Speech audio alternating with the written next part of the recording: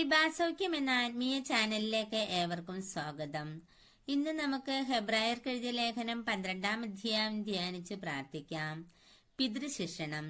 നമുക്ക് ചുറ്റും സാക്ഷികളുടെ വലിയ സമൂഹമുള്ളതിനാൽ നമ്മെ വിഷമിപ്പിക്കുന്ന ഭാരവും പാപവും നമുക്ക് നീക്കിക്കളയാം.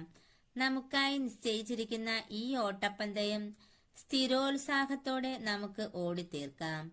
നമ്മുടെ വിശ്വാസത്തിന്റെ നാഥനും അതിനെ പൂർണ്ണതയിലെത്തിക്കുന്നവനുമായ യേശുവിനെ മുന്നിൽ കണ്ടുകൊണ്ട് വേണം നാം ഓടാൻ.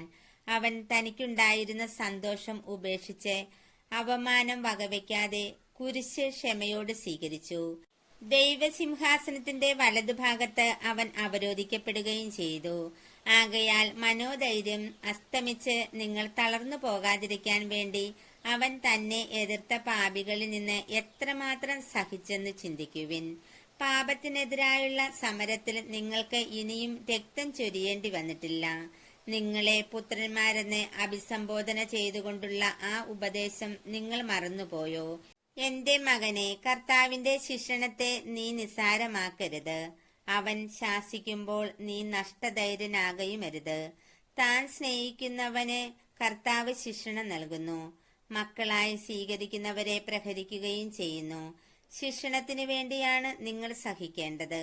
മക്കളോടെന്ന പോലെ ദൈവം നിങ്ങളോട് പെരുമാറുന്നു. പിതാവിന്റെ ശിക്ഷണം ലഭിക്കാത്ത ഏത് മകനാണുള്ളത്?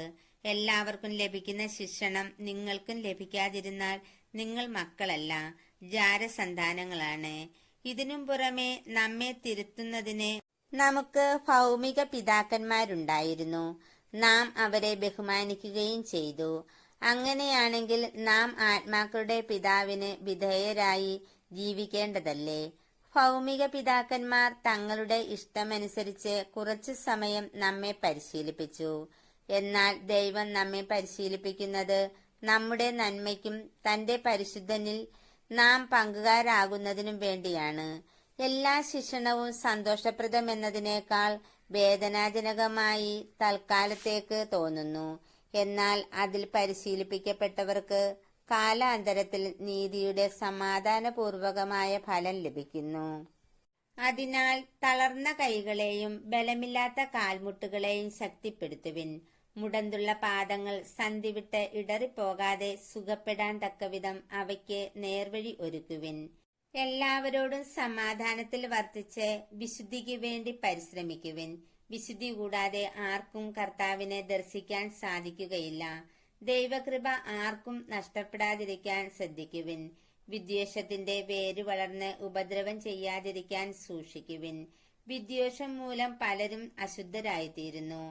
ഒരു നേരത്തെ ഭക്ഷണത്തിനു വേണ്ടി തന്റെ കടിഞ്ഞൂൽ പുത്രസ്ഥാനം വിറ്റ ഏസാവിനെ പോലെ ആരും അസന്മാർഗിയോ അധാർമികനോ ആകരുത്.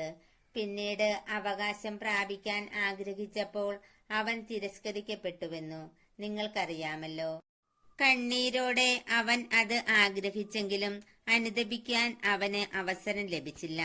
സ്പർശിക്കാവുന്ന വസ്തുവിനെയോ എരിയുന്ന അഗ്നിയെയോ അന്ധകാരത്തെയോ കാർമേഘത്തെയോ ചുഴലിക്കാറ്റിനെയോ കാഹളധ്വനിയെയോ ഇനി അരുതേ എന്ന് കേട്ടവരെ കൊണ്ട് പറയിക്കുന്ന വാക്കുകളുടെ മുഴക്കത്തെയോ അല്ല നിങ്ങൾ സ്പർശിക്കുന്നത്.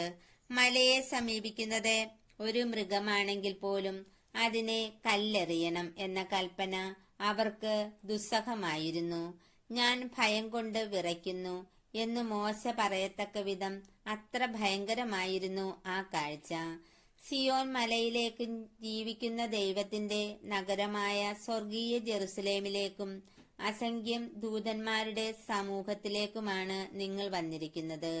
സ്വർഗത്തിൽ പേരെഴുതപ്പെട്ടിരിക്കുന്ന ആദിജാതരുടെ സമൂഹത്തിലേക്കും സഭയിലേക്കും എല്ലാവരുടെയും ദൈവമായ ന്യായാധിപന്റെ മുൻപിലേക്കും പരിപൂർണരാക്കപ്പെട്ട നീതിമാന്മാരുടെ ആത്മാക്കളുടെ അടുത്തേക്കും പുതിയ ഉടമ്പടിയുടെ മധ്യസ്ഥനായ യേശുവിന്റെ സവിധത്തിലേക്കും ആബേലിന്റെ രക്തത്തേക്കാൾ ശ്രേഷ്ഠമായവ വാഗ്ദാനം ചെയ്യുന്ന തളിക്കപ്പെട്ട രക്തത്തിലേക്കുമാണ് നിങ്ങൾ വന്നിരിക്കുന്നത്. സംസാരിച്ചു കൊണ്ടിരിക്കുന്നവനെ നിരസിക്കാതിരിക്കാൻ ശ്രദ്ധിക്കുവിൻ.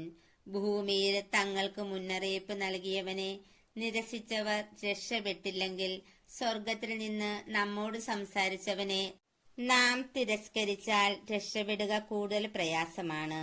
അന്ന് അവന്റെ സ്വരം ഭൂമിയെ ഇളക്കി. എന്നാൽ ഇനിയും ഒരിക്കൽ കൂടി ഞാൻ ഭൂമിയെ മാത്രമല്ല ആകാശത്തെയും ഇളക്കും എന്ന് ഇപ്പോൾ അവൻ വാഗ്ദാനം ചെയ്തിരിക്കുന്നു.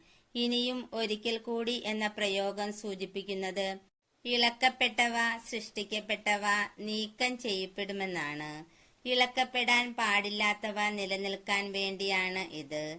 സുസ്ഥിരമായ ഒരു രാജ്യം ലഭിച്ചതിൽ നമുക്ക് നന്ദിയുള്ളവരായിരിക്കാം.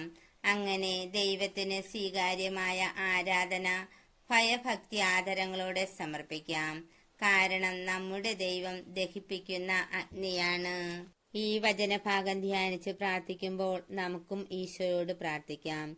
ഈശോയെ, ഞങ്ങളുടെ ജീവിതത്തിലുണ്ടാകുന്ന എല്ലാ ക്ലേശങ്ങളും ബുദ്ധിമുട്ടുകളുമെല്ലാം അങ്ങ് ഞങ്ങളെ സ്നേഹിക്കുന്നതുകൊണ്ട് അങ്ങ് അറിഞ്ഞു നൽകുന്ന ശിക്ഷണമാണെന്ന് ഉറച്ചു വിശ്വസിച്ചുകൊണ്ട് ഒരപ്പന്റെ സ്നേഹവാത്സല്യത്തോടുകൂടി മക്കളെ ശിക്ഷിക്കുന്ന ആ ശിക്ഷണം ദൈവസ്നേഹത്താല് ദൈവത്തിന്റെ സന്നിധിയിൽ നിന്ന് വരുന്നതാണെന്ന് മനസ്സിലാക്കിക്കൊണ്ട് ആ ക്ലേശങ്ങളെല്ലാം ഏറ്റെടുക്കുവാനും ഈശോയെ അങ്ങയോട് കൂടുതൽ ആഴത്തില് പ്രാർത്ഥിച്ചുകൊണ്ട് ജീവിത വിജയം വരിക്കുവാനുള്ള കൃപാവരം ഞങ്ങൾക്ക് ഓരോരുത്തർക്കും നൽകണമേ എന്ന് പ്രാർത്ഥിച്ചുകൊണ്ട്, സ്വർഗസ്ഥനായ ഞങ്ങളുടെ പിതാവേ, അങ്ങയുടെ നാമം പൂജിതമാകണമേ, അങ്ങയുടെ രാജ്യം വരണമേ, അങ്ങയുടെ തിരുമനസ് സ്വർഗത്തിലെ പോലെ ഭൂമിയിലുമാകണമേ.